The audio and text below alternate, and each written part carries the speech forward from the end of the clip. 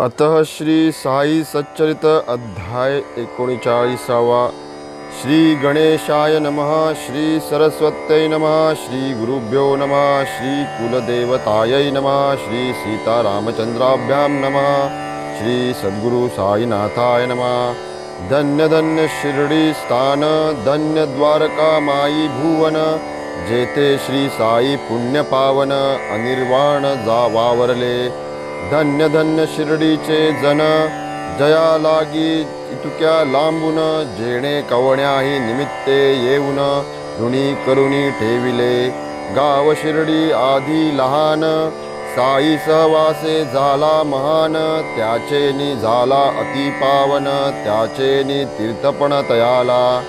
त्या शिर्डीच्या बायाही धन्य, धन्य त्यांची श्रद्धा अनन्य, नाता दळिता कांडिता धान्य, गाती असामान्य साईंते। धन्य धन्य तयांचे प्रेम, गीते गाती अत्युत्तम, एकता तयांतील काही अनुत्तम, होतसे उपरम मनास। म्हणोनिया श्रोतयां प्रती, यथा काळे कथानुसंगती, वावया तयांची जिज्ञासा तृप्ती, देईन विश्रांती दायकती। साई निजामशाहीत प्रकट, आम्रतळी मार्गा निकट, धूपखेड्याचे वराडा सकट, शिर्डीस अवचट पातले। त्या खेड्यांतील पुण्यवान, चांद पाटील नामाभिधान, तया आरंभी जडले हे निधान, इतरा दर्शन त्याचेनी। कैसी तयाची घोडी हरवली, कैसी साईंची गाठी पडली, कैसी तयांनी चिलीम पाजली, घोडी त्या दिदली मिळवून।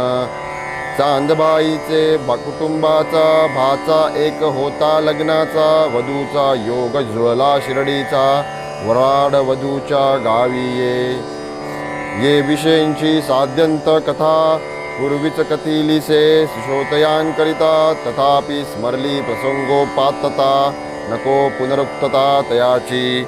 चांद पाटील केवळ निमित्त, भक्तोद्धाराची चिंता अत्यंत, म्हणून साई हा अवतार धरित, स्वयेच की येत शिर्डीत।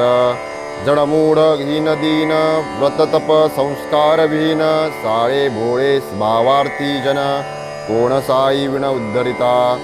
18 वर्षांचे वय, तेथून एकांताची संवय, रात्री कुठेही पळावे निर्भय, सर्वत्र ईश्वरमय जासी। होता जेते पूर्वी खड्डा, अवघ्या गावचा जो करड्या, दिवसा फिरावे चहूकडा, रात्री पहुडावे ते स्थानी। ऐसी गेली वर्षे बहुसाल, आला खड्ड्याचा उदय काळ, उठला सभोवती वाडा विशाळ, या दीनदयाळ साईचा।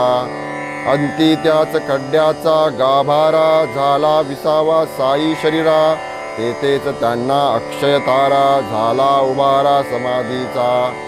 तोच प्रणवत वत्सल साई समर्थ, दुस्तर भवारण वसंतरणार्थ, ही निज चरित्र नौका यथार्थ, भक्तजनहितार्थ निर्मितसे। की ही भवनदी हा महादुस्तर, अंधपंगू हा भक्त परिवार, तया लागी कळवळा फार, पावेल पैल पार कैसेनी। सर्वा आवश्यक भवतरण, तदर्थ व्हावे शुद्धांतःकरण, चित्तशुद्धी मुख्य साधन, भगवत भजन त्यामूळ। श्रवणासारखी नाही भक्ती, श्रवणे सहज गुरुपदासक्ती, उपजे निर्मळ शुद्ध मती, जेथुनी उत्पत्ती परमार्था। या साईंच्या अगणित कथा, गाता गाता होईल गाथा, तरीही संकलित वानू जाता, नावरे विस्तृतता अनावर। जो जो श्रोतया श्रवण चाड, तो वाडे निवेदन आवड, पुरवणी घेऊ परस्पर कोड, साधू की जोड निज हिताची। साईच येथील कर्णधार, दृढ अवधान हाची उतार, कथा श्रवणी श्रद्धादर, त्या पैल पार विलंबे। गताध्यायी निरूपण, जाहले संक्षेपे हंडीचे वर्णन, दत्तभक्ती दृढीकरण, भक्त संतर्पण नैवेद्ये। प्रत्येक अध्याय संपवितांना पुढील अध्याय विषय सूचना, होता गेली ऐसी रचना, समस्तांनी अवगत हे। परिसंपता गताध्याय नवती पुढील कथेची सय साई आठवणी देतील जो विषय तोची की अख्येय होईल ऐसे जे होते स्पष्ट कथिले तैसेची साई कृपे जे आठवले तेची की श्रोतयान लागी वहिले सादर केले ये ठाई तरी आता श्रोतया प्रार्थना दूर सारुनिया व्यवधाना शांत चित्ते द्यावधाना होईल मना आनंद एकदा चांदोरकर सद्भक्त बैसुनिया मशिदीत असता चरण संवाहन करीत गीता ही गुणगुणत मुखाने भगवत गीता चतुर्थाध्याय जिव्वेस लावणी दिदला व्यवसाय हस्ते चेपित साईंचे पाय पहा नवल काय वर्तले भूत भविष्य वर्तमान साई समर्था सर्वज्ञान नानास गीतार्थ समजावून द्यावा हे मन जाहले ज्ञान कर्म संन्यासन ब्रह्मार्पण योगाध्यायाचे पठण नानांची ती अस्पष्ट गुणगण केली की कारण प्रश्नास सर्व कर्माखिल पार्थ होय ज्ञानी परिसमाप्त संपता हा त्रयस्त्रिंशत तद्विद्धी प्रणिपात चालला हा जो श्लोक 34वा येथेच पाठास आला 20वा बाबांच्या चित्ती प्रश्न पुसावा निजबोध ठसावा नानास म्हणती नाना काय गुणगुणसी म्हणे रे स्पष्ट हळू जे म्हणसी येऊ दे की ऐकू मजसी पुटपुटसी जे गालात म्हणता आज्ञा प्रमाण श्लोक म्हटला चारी चरण बाबा पुसती अर्थनिवेदन स्पष्टीकरण पूर्वक तव ते नाना अतिविनित बद्धांजली होनी मुदित मधुर वचने प्रत्युत्तर देत वदत भगवंत मनोगत आता हा साई नाना संवाद स्वावया सर्वत्रांना विशद मूळ श्लोक पदप्रपद करू की उद्धृत गीतेतुनी कळावया प्रश्नाचे वर्म तैसेच संतांचे मनोधर्म करावा वाटे ऐसा उपक्रम जेणे ये निभ्रम अर्थ आदि गिर्वाण भाषा दुर्गम सायन्स कैसी झाली सुगम आश्चर्य करीती प्रश्न सधर्म ज्ञाने हे अगम्य संतांचे कधी अध्ययन केले संस्कृता कधी न कळले वाचिली गीता गीतो गीतार्थ हृद्गत ज्ञाता ऐसा हो करिता प्रश्नांते श्रोतयांच्या समाधाना वावी मूळ श्लोकाची कल्पना म्हणून अक्षरश भगवंत वचना वदतो जे विवेचना साह्यभूत तद्विद्धी प्रणिपातेन परिप्रश्नेन सेवया उपदेक्षन्ति ते ज्ञानम ज्ञानिस्तत्वदर्शिनः हा तो गीतेचा मुळा श्लोक भाषानुसार अर्थ देख टीकाकारही झाले अनेक ते एक वाक्यात्मक समस्त नानाही मोठे बहुश्रुत गीता भाष्य पारंगत कतुलागती पदपदार्थ यथाविदित श्लोकार्थ रसपुरित मधुरवाणी नाना सविनय नम्रपणी अन्वय अर्थ आणुनी ध्यानी अर्थनिवेदनी सादर म्हणती गुरुपदी प्रणिपात गुरुसेवेसी विकीजो जीवित प्रश्नादिकी आदरवंत ज्ञानी त्या ज्ञानार्थ उपदेशिती सारांश कृष्ण कृपा मूर्ती अर्जुना जे प्रेमे वदती गुरुसेवा गुरुप्रणती ज्ञान संवित्तिदायकही अर्जुना ऐणे मार्गे जाता तत्वदर्शी ज्ञानी तुझकरिता दावितील ज्ञानाचा रस्ता बाबाया अर्था मी जाणे शांकर भाष्य आनंदगिरी शंकरानंदी व्याख्या श्रीधरी मधुसूदन नीलकंठाधारी उपदेशपरी ही देवाची प्रथम 2 चरणांचा अर्थ मान्य करीती साई समर्थ परी उत्तर श्लोकार्धमर्थित साई जे कथित ते परिसा इतरही भक्त चकोर गण साई मुखचंद्र अनुलक्षुन करावया अमृतकण सेवन आपसरुनी आस्थित म्हणती नाना तृतीय चरण पुनश्च लक्षात घेई पूर्ण ज्ञान शब्दा मागील जाण अवग्रह आण अर्थास हे मी काय वदे विपरीत अर्थाचा काय करीतो अनर्थ असत्य काय पुरविल भाष्यार्थ ऐसे ही निरृत नामानी ज्ञानी आणि तत्वदर्शी ज्ञान उपदेशिती ऐसे जे म्हणसी तेथे अज्ञान पद जय घेसी यथार्थ घेसील प्रबोध ज्ञान नवे बोलाचा विषय कैसे होईल ते उपदेश म्हणून ज्ञान शब्दाचा विपर्यय करी मग प्रत्यय अनुभवी परिशिला तुझा ज्ञान पदार्थ अज्ञान घेता काय रे वेंचत अज्ञान वाणीचा विषय होत ज्ञान हे शब्दातीत स्वये वारवेष्टी गर्भासी अथवा मल आदर्शासी विभूती आच्छादी वन्यसी तैसेच ज्ञानासी अज्ञान अज्ञानाने आवृत्त ज्ञान केले या गीती भगवंते कथन एतदर्थ होता अज्ञान निरसन स्वभावे ज्ञान प्रकाशे ज्ञान हे तो स्वतः सिद्ध शैवालावृत तोयसे शुद्ध हे शैवाल जो सारील प्रबुद्ध तो जल विशुद्ध लादेल जैसे चंद्र सूर्यांचे ग्रहण ते तो सर्वदा प्रकाशमान राहू केतू आड येऊन आमुचे नयन अवरोधिती चंद्र सूर्य नाही बाध हा तो आमचे दृष्टी सवरोध तैसे ज्ञान असे निर्बाध स्वयं सिद्ध स्वस्थानी डोळा करी अवलोकन तयाची देखणी शक्ती ते ज्ञान वरी पडळ वाढे ते अज्ञान तयाचे निरसन आवश्यक ते पडळ अथवा सार हस्तकौशल्ये दूर सारा देखणी शक्ती प्रकट करा अज्ञाना तिमिरा जाडोनी पहा हे सकल दृश्य जात अनिर्वचनीय माया विजृंभित हीच अनादि अविद्या अव्यक्त अज्ञान विलसित ते हेच ज्ञान ही वस्तू जाणावयाची नवे ती विषय उपदेशाची प्रणिपात परिप्रश्न सेवा हिची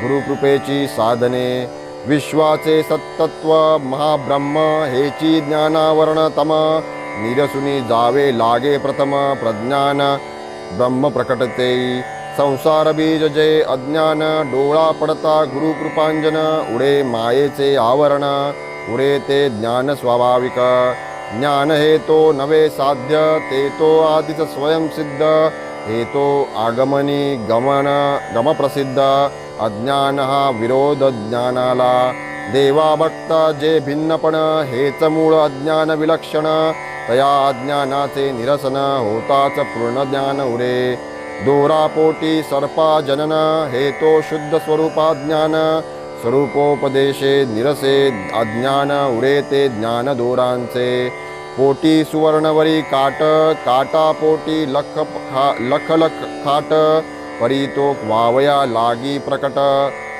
हव्य वाटची आवश्यक माया मूळ देह जनन अदृष्टाधीन देहाचे चलन द्वंद्वे सर्व अदृष्टाधीन देहाभिमान अज्ञान म्हणून जे स्वये निरभिमान तयान सुखदुःखाचे बाण विरे जय अहंकाराचे स्फुरण तैच अज्ञान निरास स्वस्वरूपाचे अज्ञान तेच मायेचे जन्मस्थान होता गुरुकृपा माया निरसन स्वरूप ज्ञान वा स्वभावे एका भगवत भक्ती विण किमर्थ इतर साधनी क्षीण ब्रह्मदेव ही माये आधीन भक्तीच सोडवण तयाही हो का ब्रह्म सदनी प्राप्त भक्ती वाचुनी नाही मुक्ती तेथेही चुकल्या भगवत भक्ती पडे तो पुनरावृत्तीत तरी वावया माया निरसन उपाय एक भगवत भजन भगवत भक्ता नाही पतन भवबंधनही नाही तया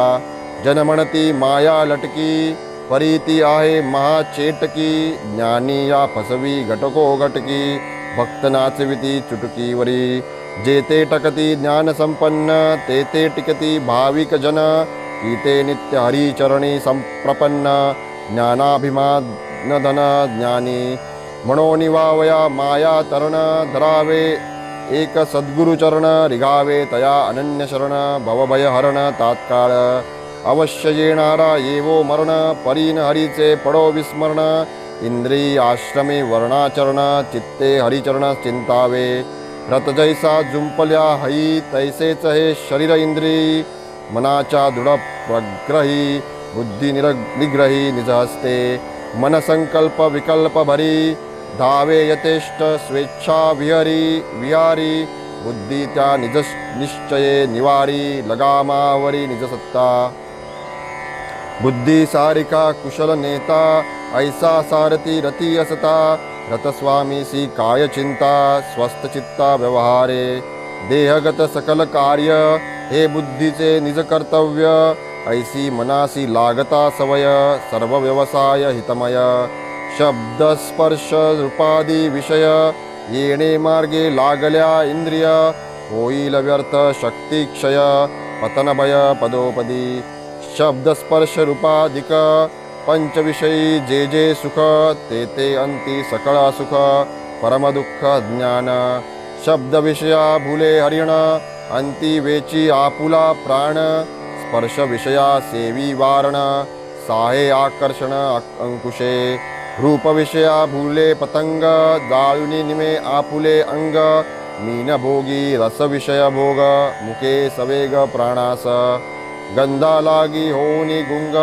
कमलकोशी पडे भृंग एकेका पायी तुका प्रसंग पाचांचा संगस भयंकर ही तो स्थावर जलचर पंकी ययांची दुस्ती देखो देखी ज्ञाते मानवही विषयोन्मुखी अज्ञान आणखी ते काय अज्ञाननाशे विषय विमुख होता होईल उन्मनी हरिका जीव ज्ञान स्वरूपोन्मुख आत्यंतिक सुख लादेल चित्ते करा हरिगुरु चिंतन श्रवणे करा चरित्र श्रवण मने करा ज्ञानानुसंधान नामस्मरण जिव्वेने चरणी हरिगुरु ग्रामागमन घ्राणी तन्निर्माल्या घ्राणन अस्ति वंदा तयाचे चरण डोळा घ्या दर्शन तयाचे ऐशाया ए सकल इंद्रिय वृत्ती तयान कारणे लाविता प्रती धन्यतया भक्तांची स्थिती भगवत भक्ती काय दुजी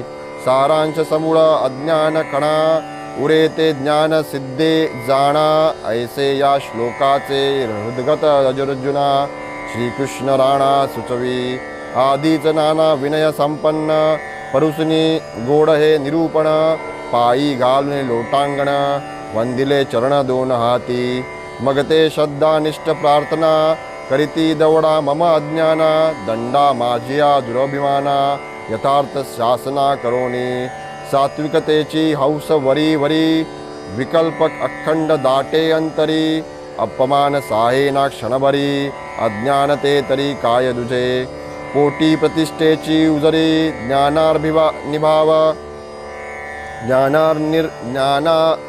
ध्यानाविर्भाव दावी वरी कामक्रोध धुमसे भीतरी अन्यानते तरी काय दुजे आतुनी सकळ कर्मे नष्ट बाहेर मिरवू ब्रह्मनिष्ठ आचारहीन विचारभ्रष्ट अज्ञान स्पष्ट काय दुजे बाबा आपण कृपा घन करोनिया कृपा जल सिंचन कराहा अज्ञान दावा नल शमन होईन मी धन्य इतुकीनी न लगे मज ज्ञानाची गोटी निरसा माझ्या अज्ञान कोटी ठेवा मजवरी कृपा दृष्टी सुखसंतुष्टी तेची मज साई सप्रेम करुणा घन नानांच निमित्ता पुढे करून तुम्हा आम्हा सकला लागून गीतार्थ प्रवचन हे केले गीता भगवंतांचे वचन म्हणून हे प्रत्यक्ष शास्त्र जाण कालत्रयी याचे प्रमाण कधीही अवगण न होता नये परी अत्यंत विषयासक्त हतवा जो खरा जीवन मुक्त या दोघांशीही न लगे शास्त्रार्थ मोक्ष प्रित्यर्थ या जन्म विषयापाशी दृढ अकैला कधी पावेना मी मुक्ततेला ऐसे वदतिया मुमुक्षुला तारावयाला ही शास्त्रे पाहुनी ऐसा निजभक्ताला संतास जेव्हा येतो कळवळा काढून काही निमित्ताला उपदेश अवलीला प्रकटते देव अथवा गुरु पाहे भक्तान आदिन सर्वस्वी राहे भक्त कल्याण चिंता वाहे साकडी साहे तयांची आता एक दुजे लहान करीतो साईंचे वृत्तकथन कैसी एखाद्या कार्याची उठावण करिता नकळतपण दाविती असो सान वाते मोठे खरे कारण कधीही न फुटे, कार्य मात्र हळूहळू उठे, वाच्यता न कुठे केव्हाही. सहजगत्या एखादे काम निघावे, करावा उपक्रम, न मूळ कर निर्देश नाम, वरी वरी संभ्रम आणिक. बोलेल तो करील काय, गरजेल तो वरसेल काय, या दृढ मणीचा प्रत्यय, विना व्यत्यय साई दे. बाबांसारख्या अवतार मूर्ती, परोपकारार्थ जगी अवतरती, होता इच्छित कार्या समाप्ती, अंती अव्यक्ती समरसती. आम्हा नटावे मूळ कारण, कोठून आलो कोठे प्रयाण, किमर्थ आम्ही झालो निर्माण, काय की प्रयोजन जन्माचे. बरे स्वच्छंदे जन्म कंठला, पुढे मृत्यूचा समय आला, सकळ इंद्रियगण विकळ झाला, तरीही न सुचला सुविचार. कलत्रपुत्र बंधू जननी, इष्टमित्रादी सकल स्वजनी, देह त्यागिता पाहू नयनी, तरीही न मनी सुविचार. ऐसी नवती संतजन, ते तो अत्यंत सावधान, अंतकालाचे पूर्ण ज्ञान, ठावे निज निर्वाण तया ते. देहासे तो अतिप्रीती, भक्तान लागी देहे झिजती, देहावसानी हे देहावस्थिती, निजभक्त्यहिती लाविती. देह ठेवा वयाचे आधी, कोणी आपुली बांधती समाधी, की पुढे निज देहा विश्रांती, मिळावी निश्चिती ते स्थानी. तैसेच पहा बाबांनी केले, परी ते आधी कोणा न कळले, समाधी मंदिर बांधवून घेतले, अघटित केले तयांनी. नागपूरस्थ मोठे धनिक, बापू साहेब बुट्टी नामक, तया हस्ते हे बाबांचे स्मारक, उभविले देख बाबांनी. बापू साहेब परमभक्त, साई चरणी नित्यानुरक्त, आले निज परिवारासहित, राहिले शिर्डीत सेवेस. धरुणी साई चरणी हेत, नित्यानुवर्ती तैसे तेथेच वसत, पुढेही तैसेच नित्यांकित, राहावे शिर्डीत वाटले. घ्यावी एकदा जागा विकत, उठवावी एक छोटी इमारत, स्वतंत्रपणे वसावे तेथ, आले की मनात तयांच्या.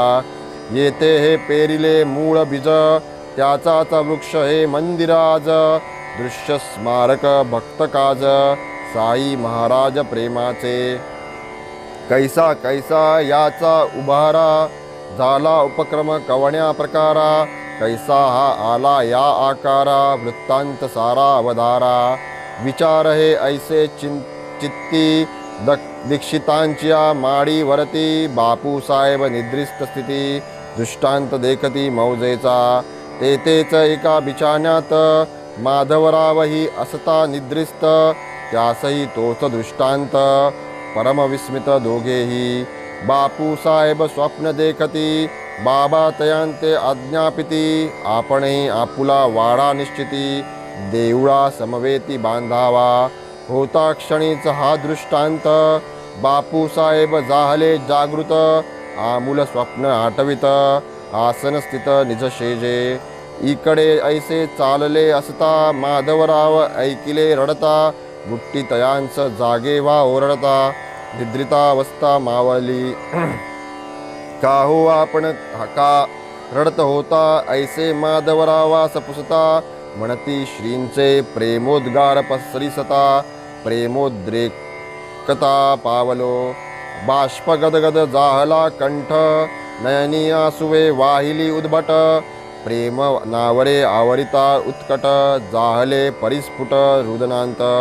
येऊनी बाबा माझिया निकट, आज्ञा दिदली मजला स्पष्ट, वाडा देऊळ होऊ द्या प्रकट, पुरविन अभिष्ट सर्वांचे. बापू साहेब अंतरी विस्मित, दोघांलागी एकची दृष्टांत, मग झाले संशयरहित, कार्यात यार्थोद्यगत निश्चित. बुट्टी स्वये गर्भश्रीमंत, वाडा देऊळ बांधू समर्थ, माधवराव केवळ सुखवस्त, एकची दृष्टांत उभयांते. परस्परांची स्वप्ने जुळली, परमानंदा भरती आली, रूपरेखा निश्चिती केली, योजना अनुमोदिली काकांनी. असो उदयिक प्रातःकाळी तिघेही असता बाबांजवळी. बाबा नित्य प्रेम समेळी मुख न्याहाळीते श्यामाचे.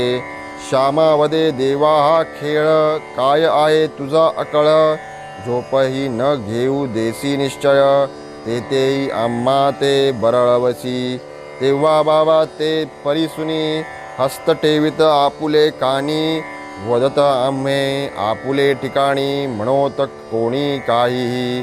असो मग ती पूर्वोक्त योजना मांडिली बाबांची अनुमोदना. जाहली तात्काळ बाबांची अनुज्ञा. संमंदिर सदना बांधावया. माधवरावांनी बांधिली कंबर. झाला तळघर त्याचेच हातूनी झाली विहीर. काम हे येतवर पोचले. लेंडीवरी जाता असता अथवा तेथुनी मागे परतता. खिडक्या बाऱ्या दारे बसविता बाबा उत्सुकता वलोकित. वदत करुणी तर्जनीवरी येथे दार येथे बारी. येथे पूर्वेस काढा गॅलरी शोभा बरी दिसेल. पुढे कार्यकारणा निमित्ते बापूसाहेब जोगांचे हस्ते. पुढील काम होणारे होते ते मग त्याते सोपविले. ऐसे काम होता होता स्फुरण झाले बुट्टींच्या चित्ता. यांतची एक गाभारा धरिता मुरलीधर स्थापिता येईल. कल्पनेचा झाला उदय परीन पुसता बाबांचा मनोदय. बुट्टीन आरंभित काहीही कार्य विना गुरुवर्य आज्ञापन. हा तो त्यांचा नित्यनेम अनुज्ञा बाबांची हेच वर्म. नाही ऐसे एकही कर्म त्यामुळे उपक्रम जयाते. किमर्थ व्हावे मध्ये दालन काय आहे त्याचे प्रयोजन. दोन्हीकडील भिंती पाडून करावे स्थापन मुरलीधरा. दालनाचे व्हावे देवालय बापूसाहेब यांचा मनोदय. परी पुसावा बाबांचा आशय असल्यास निसंशय करावे. म्हणून वदले माधवरावा आपण बाबांचा विचार घ्यावा. मग पुढील आक्रम योजावा रुचेल देवा तैशा परी. बाबा फेरीवर असता वाडियाच्या सन्निध येता. द्वारा निकट स्वारी पावता काय पुसतात शामराव. देवा बापू साहेब वदती दालनाच्या दोन्ही भिंती पाडुनी तेथे स्थापू प्रीती. कृष्णमूर्ती मुरलीधरा मध्यभागी चौक साधून करू तेथे सिंहासन. वरी मुरलीधर विराजमान शोभायमान दिसेल. ऐसे बापू साहेब योजती परी पाहिजे आपुली अनुमती. देऊळवाडा दोन्ही ये रीती हातोहाती होतील. ऐकून ही श्यामाची उक्ती बाबा आनंदे बरे म्हणती. देऊळ पूर्ण झाल्यावरती येऊ की वस्तीस आपणही. लावून वाडियाकडे दृष्टी बाबा करीत मधुर गोष्टी. वाडा पुरा झालिया पाटी आपुलेसाठीच तो लावू. तेथेच आपण बोलू चालू तेथेच आपण अवघे खेळू. प्रेमे आपापणा कवटाळू भोगू सुकाळू आनंदाचा. असो तेव्हा श्री साईं प्रत माधवरावजी ऐसेही पुसत. हेची जरी अनुज्ञा निश्चित पायासी मुहूर्त करू की. बरी आहे ना देवा वेळ फोडावया आणूना नारळ. फोड फोड म्हणता तात्काळ आणून श्रीफळ फोडिले. असो पुढे झाला गाभारा मुरलीधर देवाचा चौतरा. मूर्ती एका कारागिरा सोपविली की करावया. पुढे आली ऐसी वेळ बाबांचा आले दुखणे प्रबळ. निकट पातला अंतकाळ अंतरी तळमळ भक्तांच्या. बापूसाहेब अस्वस्थ चित्ती आता पुढे या वाड्याची स्थिती. काय होईल नकळे निश्चिती म्हणून खंती उद्भवली. उत्तर बाबांचे पाय मंदिरास काय लागती काय. लाखो रुपये जाहले व्यय अंती हा व्यत्यय पातला. बाबांनी देह ठेविल्यावर कशास मुरलीधर वा घर. कशास वाडा अथवा मंदिर. दुश्चित्त अंतर बुट्टींचे पुढे कर्मधर्म संयोगे अंतःसमय साई नियोगे जाहले वाड्याच्या महद्भाग्ये मनाजोगे सकळांच्या मजला वाड्यात द्या ठेवून हे अंतकाळीचे बाबांचे वचन निघता बाबांच्या मुखांतून जाहले निश्चिंत मन सर्वांचे मग ते पवित्र साई शरीर जाहले गाभार्या माझी स्थिर वाडा जाहला समाधी मंदिर अगाध चरित्र साईंचे धन्य भाग्य त्या बुट्टीचे जयांच्या गृही स्वसत्तेचे 20वे शरीर श्री साईंचे नाम जयांचे अतिपावन असो ऐसी ही कथा पावन परिसोनी श्रोते सुखसंपन्न हेमाड साई नाथांसी शरण सोडी न चरण घर्षण भरी घडोत भोग इष्टा अनिष्ट साई एक राखिता संतुष्ट वर्तता मागे यथोपदिष्ट लादेल अभिष्ट अचूक कथा वक्ता आणि वदन जेते साई समर्थ आपण तेथे हेमाड कोटील कवण उगाच टोपण नावांचा म्हणून पुढे होईल प्रेरणा तैसीच कथा येईल श्रवण वेळी होईल जी जी रचना तेची विवंचना काज स्वस्ति श्री संत सज्जन प्रेरिते भक्त हेमाड पंत विरचिते श्री साई समर्थ सच्चरिते गीता विशिष्ट श्लोकार्थ निवेदनम तथा समाधि मंदिर निर्माणम नाम 39तमोऽध्याय संपूर्ण श्री सद्गुरु साईनाथार्पणमस्तु शुभं भवतु।